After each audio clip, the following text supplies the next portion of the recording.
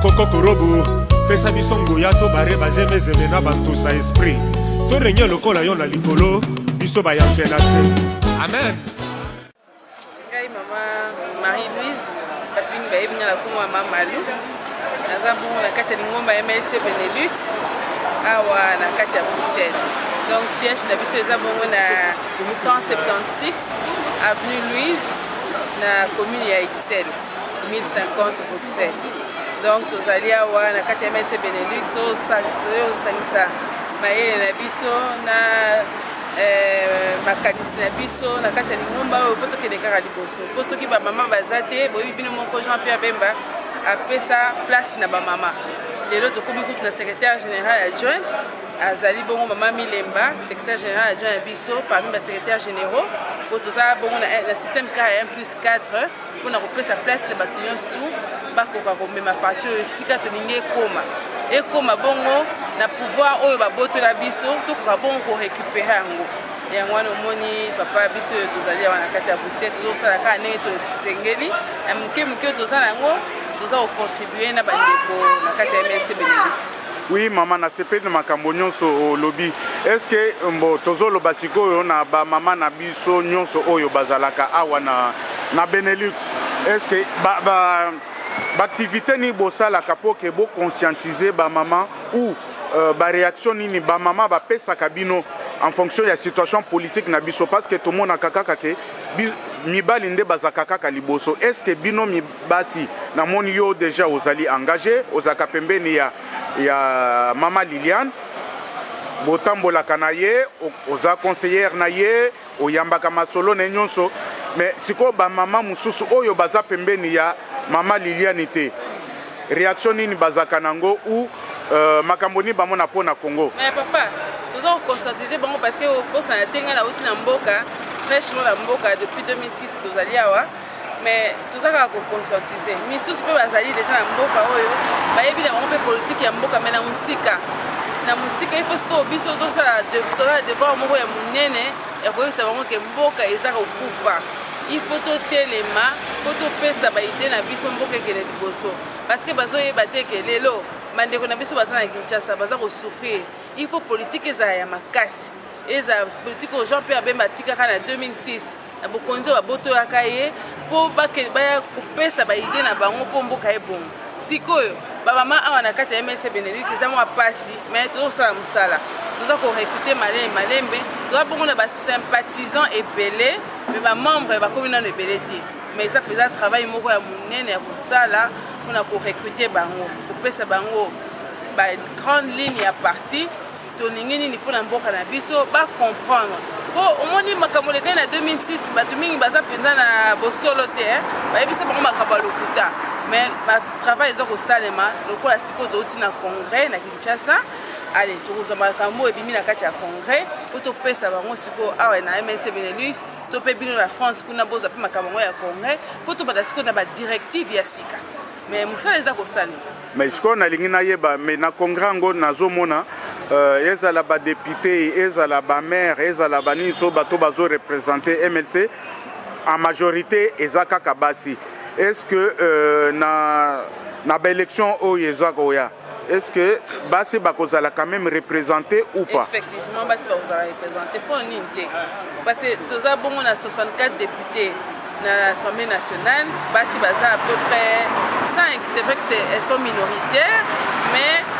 oyebi moko genre ezosenga représentativité ya femme déjà que base à 5 c'est déjà bon mais basi yango mpe bango moko mpe basintéresser na politique parce que ce qu'on s'intéresse nango te yango mpe ekolanda yo kaka po eza makambo mboka politique ene makambo mboka to boyi te eza mpona baintérêt politique mpona oto des gains de cause to tire badividende na biso moko mais tolingi ke ezala mpona mboka parce que oye omipesi yo moko na kati ya politique olobi na ye mpona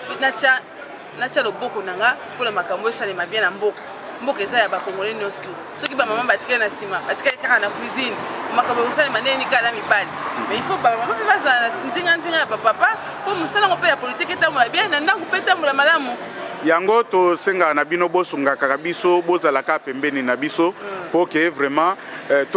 tokoka kotonga mboka oyo ya biso nyonso mibale parce que soki biso toza bien te na ndako mpe bino mpe bamama bozala bien te soki bino mpe botie biso à l'aise te biso mpe mibali lokola tozalaka na makambo ya politike tozalaka libanda tozala bien te donc wana sikoyo eza devoir na bino en tant que bamama batambolaki na MLC Benelux. Merci tomonaki yango. Merci MLC mpe ezalaki représenté mama MLC tozalaki une dizaine pembeni ya mwasi ya mokonzi na biso mama Liliane Bemba Texera totamboli 25 km. Oula, c'est un record ça. Un record mondial. Parce que bandeko na biso ya basi lelo bozosenga basi bazala représenté na ba institution mais babomi basi mingi na este ya Congo. Viol, viol physique, viol moral, viol ya relation sexuelle, vraiment bandeko.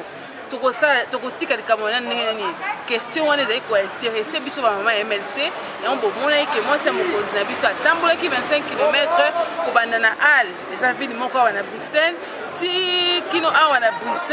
Bruxelles awa na place Schuman devant le Parlement européen tous on a ba eurodéputé bazo lobela ba question oyo ba femme violée na mboka na biso mais ceux qui ba moni biso moko to télémité ba kotika likambango bakozwa ba résolution 25 na 13 25 na bango ya MONUSCO ya Nations Unies bakozwa ba eurodéputé basali ba rapport na ba bimisi sous misolo po ba pesa ba MONUSCO ba tia ba mesures de sécurité ya ba infrastructure de santé to boité mais ba toninga to la kisa bango ke biso mo pe toza ko s'intéresser na likambango parce que ça ba ndeko na biso nde bazo boma yango wana omuntu totambolaki mpe tokotika te baprojet eza mingi na mwasi ya mokonzi na biso mama Liliane alingi mpe population na ye mingi awa na kati ya Bruxelles asi asintegre mpe la population malembi baprojet eza ebele bakomona biso toujours en action.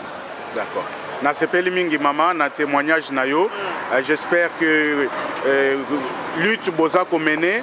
et qu'on continue et puis il faut pas baisser les bras. Allez, merci maman. Merci. Je me fais accompagner par vice-président ya MLC France, M. Thierry. Monia Oye Moutabanda qui Oloba, donc accompagner Bisso, Alobino, doit quand même te représenter France, tout à la présidente, Oye ba santé naye, to PCP ba Sango, Oyo ya makamonyo sur Bisso Tozo Sali.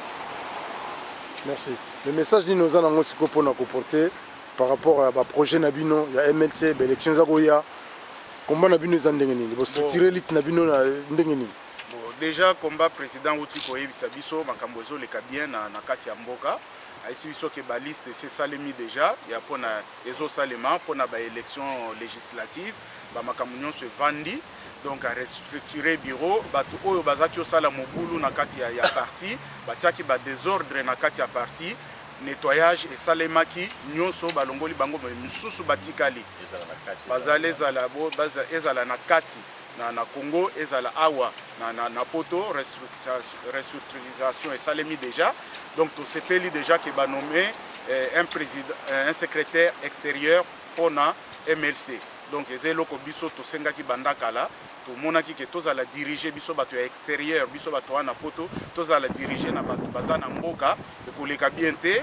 donc distance leki mulai communication zaki mobulu donc bayoka ki instance na mboka bayoka ki revendication na biso yango ba nommé docteur Mbungani ye mutu sikolo ye siko mutu akomi représentant ya MLC extérieur na kati ya Europe. Eloko nini boza ko s'attendre na docteur Mbungani eloko asika ko ya nango pona mouvement izo peps ndenge baloba. Voilà, eloko tozo compter na ye parce que zaka pe discours na ye atenaka biso bandakala il faut une décentralisation de pouvoir. Par exemple, surtout dans Mboka Nabiso France, il y a beaucoup de désordre. Vous constatez qu'il y a eu confusion entre MLC France et MLC Île-de-France. Donc il faut déjà séparer les deux entités, créer dans chaque province il y a France et Zalana partie Nango et puis MLC France et Zala au-dessus pour contrôler et puis gérer et rendre de compte au comité extérieur et les comités extérieurs à rendre compte na base na Namboka. Donc organisation c'est les grands chantiers tozo kendo mona na représentant tout de suite ceux qui to outia auto memelepe message président outi ko pesa biso donc pour totonga parti na biso et comme parti munene ezala kaka parti munene ndenge ezali et pour ekende liboso. Merci beaucoup.